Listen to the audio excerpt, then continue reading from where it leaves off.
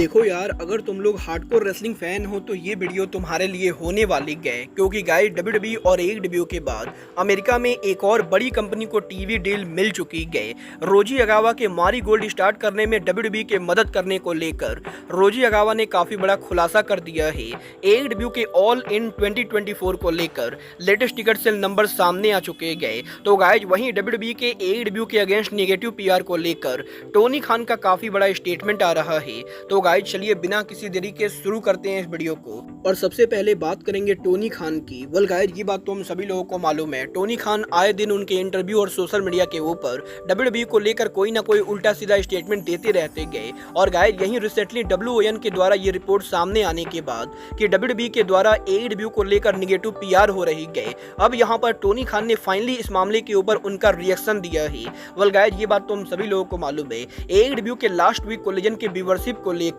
Social media के ऊपर काफी फेक न्यूज सामने आई थी, जहां पर बेसिकली अल्फ्रेड कानोवा का ये कहना था कि एईडब्ल्यू के कोलिजन शो को 1,22,000 व्यूअरशिप मिली गए, जबकि एक्चुअल व्यूअरशिप करीबन 3,78,000 के बराबर थी। और गाइस यही फेक व्यूअरशिप के सामने आने के बाद रेसलिंग ऑब्जर्वर डेव मेल्जर का ये कहना था कि अल्फ्रेड कानोवा के द्वारा जो व्यूअरशिप सामने आई थी उस व्यूअरशिप को यहाँ पर डब्ल्यूडब्ल्यूई के द्वारा लीक किया गया था। और बेसिकली डब्ल्यूडब्ल्यूई कंपनी ने एईडब्ल्यू को ट्रोल करने के लिए अल्फ्रेड कानोवा के द्वारा फेक रिपोर्ट को सामने लाया था। और यहीं डेव मेल्जर के इस रिपोर्ट के बाद अब यहां पर फाइनली टोनी खान ने मेल्जर के रिपोर्ट पर रिप्लाई किया है, जहां पर टोनी खान सोशल मीडिया पर ट्वीट करके ये कहते गए कि यहां पर ये पहली बार नहीं गए जब डब्ल्यूडब्ल्यूई किसी रेसलिंग कंपनी के खिलाफ नेगेटिव पीआर कर रही गए, क्योंकि इससे पहले 1980 के अंदर भी डब्ल्यूडब्ल्यूई के द्वारा जिम क्रॉकेट प्रमोशन के खिलाफ काफी ज्यादा नेगेटिव पीआर की गई थी। और डब्ल्यूडब्ल्यूई कंपनी ने हमेशा से ही उन ब्रांड को दबाने की कोशिश की गई जो ब्रांड यहां पर उनका कंपटीशन बन के सामने आती गए। और गाइस डब्ल्यूडब्ल्यूई कंपनी पिछले 50 साल से लगातार उन सभी ब्रांड को दबाने की कोशिश कर रही है जिन्होंने कभी भी डब्ल्यूडब्ल्यूई को टक्कर देने की कोशिश की गई।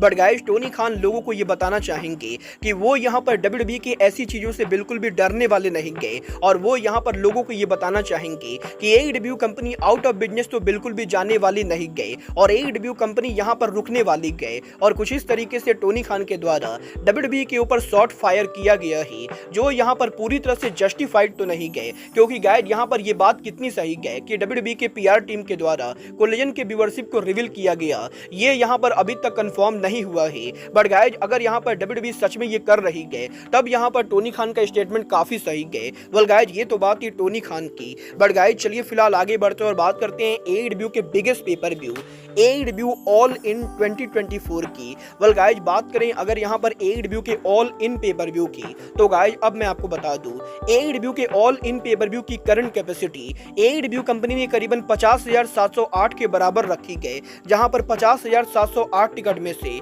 एईडब्ल्यू कंपनी ने उनके ऑल इन पेपर व्यू के लिए करंटली यहां पर 40,770 टिकट सोल्ड आउट कर दिए हैं। बट गाइस अब भी एईडब्ल्यू के ऑल इन पेपर व्यू के ऊपर एईडब्ल्यू कंपनी को करीबन 9,000 से ज्यादा टिकट सोल्ड आउट करना बाकी है, जो कि मेरे हिसाब से एईडब्ल्यू कंपनी आने वाले 2 महीनों के अंदर पॉसिबली करने वाली है। और ये देखना काफी दिलचस्प होगा कि अगर यहाँ पर ऑल इलीट रेसलिंग 25 अगस्त से पहले 50,000 टिकट सोल्ड आउट कर देती है तो क्या यहाँ पर टोनी खान पेपर व्यू की कैपेसिटी को रेज करते हैं या नहीं। बट गाइस चलिए फिलहाल आगे बढ़ते और बात करते हैं एईडब्ल्यू सुपरस्टार मरिया मे की। वेल गाइस ये बात तो हम सभी लोगों को मालूम है, एईडब्ल्यू के इस हफ्ते डायनामाइट शो के ऊपर हमें यहाँ पर सरिया मरिया मे को बीट करती हुई दिखाई दी थी। और यही डायनामाइट पर सरिया से हार जाने के बाद मरिया मे सोशल मीडिया पर एक पोस्ट करती गए, जहां पर वो कहती गए कि वो यहाँ पर काफी लंबे टाइम से सरिया की फैन हुआ करती गए। और गाइस काफी सालों तक सरिया को फॉलो करने के बाद एईडब्ल्यू के डायनामाइट शो पर सरिया को फेस करने के बाद वो यहाँ पर इस चीज को लेकर काफी हैप्पी गए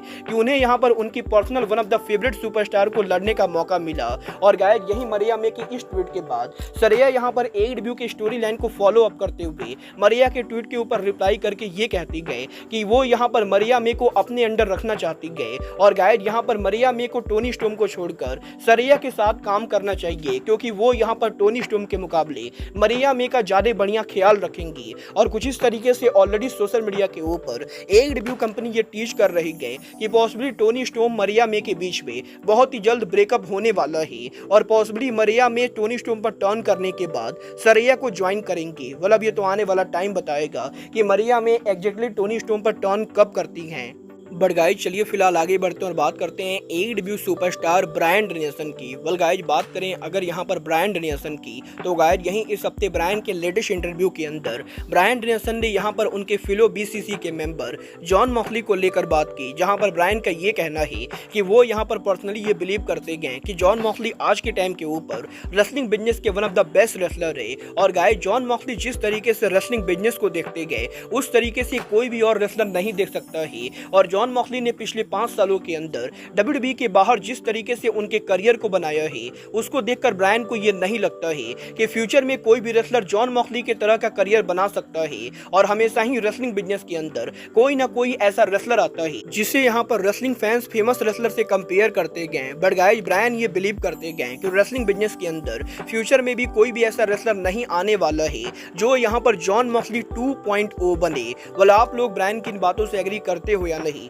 आप लोग मुझे कमेंट करके बताएंगे। बट गाइस चलिए फिलहाल आगे बढ़ते हैं और बात करते हैं जापान की ब्रांड न्यू रेसलिंग कंपनी मारी गोल्ड की। वेल गाइस स्टारडम के फाउंडर रोजी अगावा के मारी गोल्ड रेसलिंग प्रमोशन को ओपन करने के बाद इस हफ्ते टोक्यो स्पोर्ट के साथ रोजी अगावा के लेटेस्ट इंटरव्यू के अंदर रोजी अगावा ने इस चीज को लेकर खुलासा किया कि रोजी अगावा के रेसलिंग प्रमोशन मारी गोल्ड को ओपन करने के अंदर WWE के chief content officer triple H की बहुत ही बड़ी इन्वॉल्वमेंट है। और गाइस यहाँ पर रोजी अगावा का ये कहना है कि जब यहाँ पर रोजी अगावा ने स्टारडम को लीव किया था उस समय ट्रिपल एच के द्वारा रोजी अगावा को कांटेक्ट किया गया था और ट्रिपल एच ने रोजी अगावा को ये कहा था कि ट्रिपल एच यहाँ पर रोजी अगावा की मदद करना चाहते गए और रोजी अगावा अगर उनकी न्यू कंपनी खोलना चाहते गए तो WWE यहाँ पर उनको पूरा सपोर्ट करेगी। और गाइस यहाँ पर रोजी अगावा का ये कहना है कि ट्रिपल एच के काफी पुश करने के बाद ही रोजी अगावा ने उनकी अपनी खुद की न्यू रेसलिंग कंपनी खोली गए। और गाइस WWE कंपनी रोजी अगावा के इस न्यू कंपनी को पूरी तरह से सपोर्ट कर रही गए।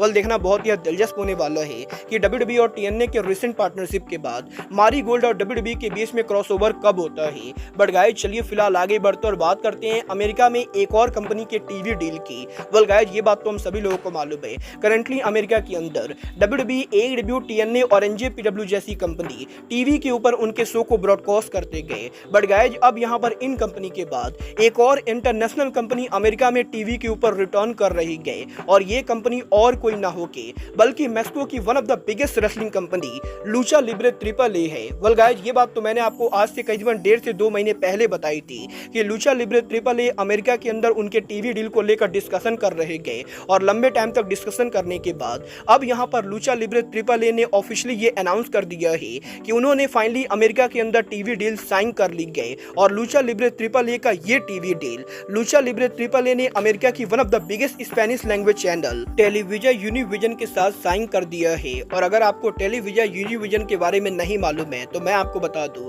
टेलीविजन यूनिविजन आज के टाइम के ऊपर दुनिया की सबसे बड़ी स्पेनिश लैंग्वेज चैनल है। और गाइस यहाँ पर इस कंपनी के अंदर काफी सारे अलग अलग कंट्री के अंदर काफी सारे अलग अलग चैनल आते गए और अब यहाँ पर ट्रिपल ए ने ऑफिशियली प्रेस रिलीज करके इस चीज को कंफर्म कर दिया है कि Lucha Libre triple A America के अंदर टेलीविजन यूनिविजन के साथ यहाँ पर टीवी डील साइन कर चुकी है। और वो यहाँ पर इस डील के अंदर अमेरिका में 2 फेमस स्पेनिश चैनल के ऊपर यहाँ पर उनके शो को ब्रॉडकास्ट करने वाले गए, जहाँ पर टेलीविजन यूनिविजन के अंदर लूचा लिब्रे ट्रिपल ए यहाँ पर पहली बार उनके शो को 15 जून को ब्रॉडकास्ट करेगी, जहाँ पर वो उनके रेसलमेनिया 32 मॉन्ट्रियल को 15 जून को यहाँ पर सैटरडे नाइट के ऊपर यूनिमास चैनल के ऊपर ब्रॉडकास्ट करेंगे। तो गाइज वहीं इसके बाद 15 जून को जो शो यूनिमास पर ब्रॉडकास्ट होगा वहीं शो लूचा लिब्रे ट्रिपल ए मंडे के ऊपर हमें यहाँ पर TUDN के ऊपर ब्रॉडकास्ट करती हुई दिखाई देगी। और बात करें यहाँ पर यूनिमास और TUDN की तो गाइज मैं आपको बता दूं, आज के टाइम के ऊपर टेलीविजन यूनिविजन के ये चैनल अमेरिका के अंदर